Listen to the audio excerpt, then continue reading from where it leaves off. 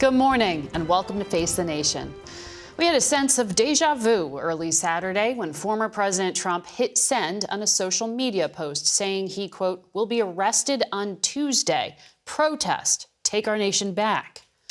He's referring to the Manhattan case focusing on the alleged hush money payments he made to porn star Stormy Daniels late in the 2016 campaign. That grand jury is still hearing testimony and will need to vote as to whether or not Mr. Trump should be indicted.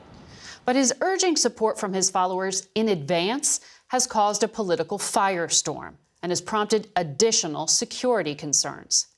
If Mr. Trump is indicted, that would be yet another first. No sitting or former president has ever been indicted. Our Robert Costa has been reporting on the investigations. He's here with me now. I know you have been speaking to the Trump legal team. What is the broader strategy? Margaret, good morning. Speaking to Trump's lawyer, Joe Tacopina, and other close allies of the former president, it's evident that in the coming days, with regard to a possible indictment, the legal strategy is going to be combative. They are going to question the scope of any possible felony that's issued for former President Trump. They're going to talk about the timing, and they're going to attack the credibility of Michael Cohen, the longtime Trump lawyer and Trump fixers who's at the center of this case over his payment.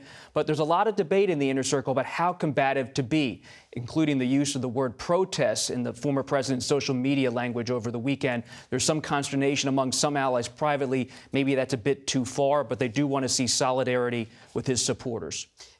You're gesturing to security concerns there, too. Tell me about what's being planned. I mean, this is unprecedented territory.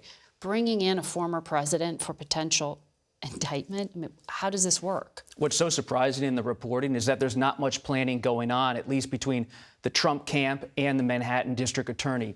People close to the former president say there are real gaps, tensions between the DA and the Trump team about how this could unfold, whether there would be a perp walk or cameras or the former president walking in, whether he would have a private entrance or not. What we do know is that the Manhattan district attorney, Alvin Bragg, has informed his own colleagues that he will do everything he can to keep them safe, knowing the former president has called for protests. There's a lot of unease inside the Manhattan DA's office at this time. Whenever there is an indictment, should it come, it would be coordinated by NYPD and Secret Service and other local authorities. CBS News has learned there are some conversations among those entities at this moment. This is also obviously a huge political story. Senator Lindsey Graham said yesterday the prosecutor in New York, quote, has done more to help Donald Trump get elected president than any single person in America today. Is that how the Trump camp sees it?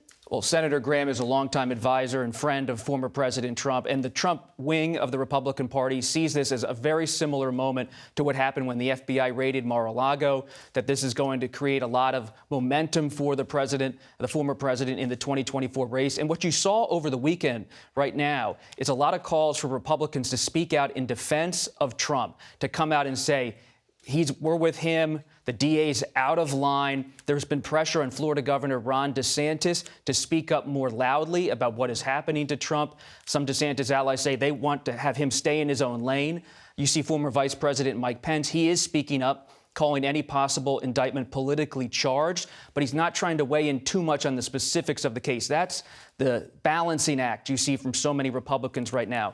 Show anger towards the DA, but don't necessarily rally too much around Trump's side. Right, and the Trump campaign has been issuing press releases, raising money off of this and trying to call out those who haven't spoken yet in the former president's defense. But this is just one case in Manhattan. We know there are many other issues legally here, including at the Justice Department with what the special counsel is pursuing.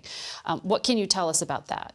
I can't underscore enough how my reporting shows that while this is a lot of activity in Manhattan in the district attorney's office, the federal grand jury investigation of January 6th is very serious, and former Vice President Mike Pence could face a crossroads this week, whether he will testify or not. We're told by sources the chief judge may force him to testify, but Pence will raise an argument on constitutional grounds that as a former president of the Senate, he should not have to testify about his conversations with Trump about January 6th.